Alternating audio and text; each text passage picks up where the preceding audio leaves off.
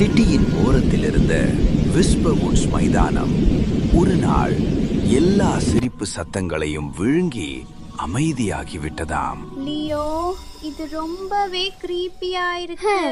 ஏய், என் சிரிப்பு எங்க போச்சு? இதுதான் கேலியோ. இங்க பாரு, சங்கிலியில் மின்னும் தூசு இருக்கு. அது எப்படி மினுக்குது? யாரோ வந்துட்டாங்களோ? பெஞ்ச் கீழே ஏதோ அசந்தது. நிழலா இல்ல வேற ஏதோவா? பயமா இருக்கு. சத்தம் வேண்டும்.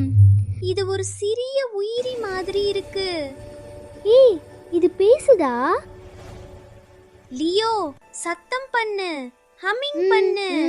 லா லா லா. பார், இது கலர்ஃபுல் பபிள்ஸ் கொடுக்குது.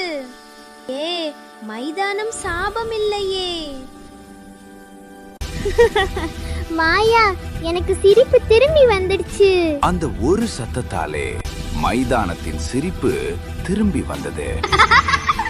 குட்டீஸ், கதை பிடிச்சா லைக் பண்ணுங்க, ஷேர் பண்ணுங்க, சப்ஸ்கிரைப் பண்ணுங்க. அடுத்த திகில் கியூட் கதையில சந்திப்போம்.